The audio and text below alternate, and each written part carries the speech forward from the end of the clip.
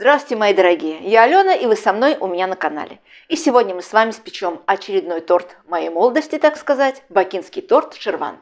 Все, кто пробовал обширон, кто пробовал бакинскую пахлаву, они обязательно пробовали и бакинский торт шервант. Попробуйте его спечь, он очень несложный и очень вкусный. Рецепт, насколько можно было приблизить к настоящему, я его приблизила.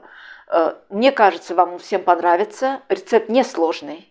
Нужно будет совсем немножко времени, и продуктов тоже не уходит очень много. Попробуйте его спечь, мои дорогие. Начнем печь. Сегодня мы начнем готовить торт с приготовления теста. Для теста нам нужно будет 180 грамм белков. Это приблизительно 6 белков у меня.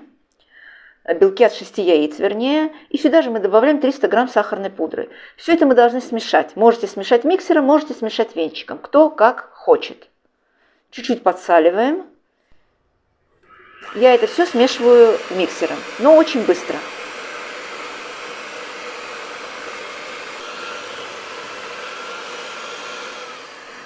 Ничего до бела мы не взбиваем.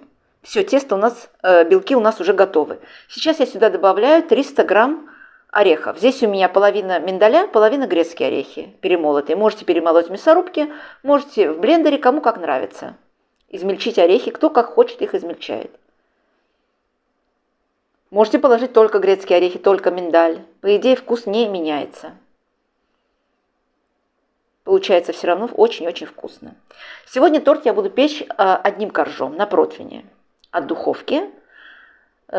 Поэтому вся процедура у нас сегодня будет очень-очень быстрая. Распределяем тесто на бумагу, на противень от духовки на бумагу. И духовка у нас уже разогретая на 170 градусов.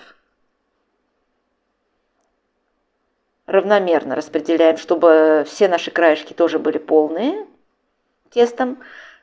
На второй полочке снизу выпекаем буквально ровно 12 минут. У нас пекутся коржи, корж печется. И сейчас мы будем взбивать крем. Для крема нам нужно будет 250 грамм масла, комнатной температуры масло берем. И сюда же добавляем одну банку вареной сгущенки, приблизительно где-то 400 грамм, 390 грамм здесь у меня точно. Сгущенки. Все это мы взобьем, добавим один пакетик ванильного сахара и взобьем наш крем. Крем тоже взбивается очень быстро.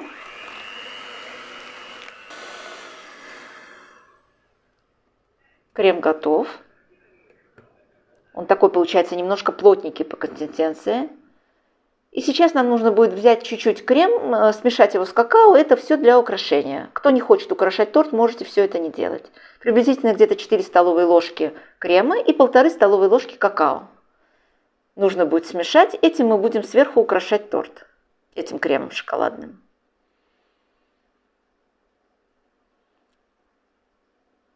Коржи у меня уже выпеклись и остывают. Перемешиваем хорошенько крем шоколадный с какао. Миксер нам уже не понадобится. Коржи у нас чуть-чуть остыли. Переносим их аккуратненько на доску или на стол, где вам удобнее будет их разрезать. И мы их должны поделить на 3 равные части. У меня приблизительно по 13 сантиметров получаются, потому что длина противня 39 сантиметров. Разрезаем их аккуратненько, чтобы они были все ровненькие и одинаковые. И начинаем собирать наш тортик. Коржи очень хрупкие, бумагу снимайте аккуратненько. Можете смазать бумагу маслом, конечно, если кто не уверен в своей бумаге для выпечки. Распределяем равномерно крем приблизительно на 3 части, где-то по 3 такие полные большие столовые ложки у нас пойдет на каждый корж. Немножечко оставим на бока тоже. Смазываем корж. Все это уже делается очень легко. Торт получается замечательный, карамельно-ореховый, очень-очень вкусный, хрустящий, совсем не крепкий. Сколько он у вас будет стоять, он будет становиться еще вкуснее, и можно его кушать буквально через 15 минут уже. Все, кто его пробовал в Баку и кто его спечет, мне кажется, вы сразу узнаете этот вкус, вспомните, вернее, этот вкус. Сегодня я вам не показала, как сделать настоящий карамельный крем. Нужно будет варить карамель и все остальное. Это мы сделаем в следующий раз. Сегодня я вам показала очень-очень быстрый и очень легкий вариант этого торта, который получится буквально у всех. Он не может не получиться, потому что, как вы поняли, тесто не нужно, чтобы поднималось, не нужно его взбивать до каких-то пиков белки. Все получается быстро-быстро. Бока точно так же украшаем орешками, буквально 20-30 грамм оставляем орешков на украшение, совсем немного. Если вы не сделали крем с какао, то можете сверху точно так же обсыпать его орешками. Сейчас я ромбики намечу палочкой, как я буду украшать сверху, так все-таки удобнее, они получаются более ровными. Можете то же самое сделать ножом длинным, а не палочкой. Намечаем ромбики и будем украшать потом шоколадным кремом.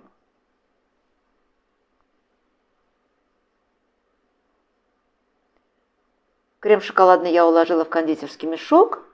Любую насадку кладите, какая вам удобнее, с чем вам легче работать. У меня звездочка. И начинаем просто-напросто полосочками украшать шоколадными. В Баку торт, конечно, продавался круглым, этот торт Шервант. Можете его сделать круглым, но сегодня я вам показала легкий вариант. Одним коржом выпекается. Все. Все, по идее, у нас уже торт почти готов. Сейчас закончим только по бокам немножко проведем тоже кремом шоколадным и сделаем маленькие-маленькие такие розеточки. И все. Попробуйте его спечь, мои дорогие. Печется очень быстро, получается вкусно. Можно уже заваривать чай. Пока мы его украшаем, прошло как раз 15 минут. 10-15 минут, и сейчас мы будем его резать. Сверху я укладываю орешки немножко. Чай уже заварили. Начинаем пробовать наш торт. Коржи хрустящие-хрустящие получаются. Торт бесподобный. В меру сладкий. Посмотрите, какой он внутри на срезе. Попробуйте приготовить, мои дорогие.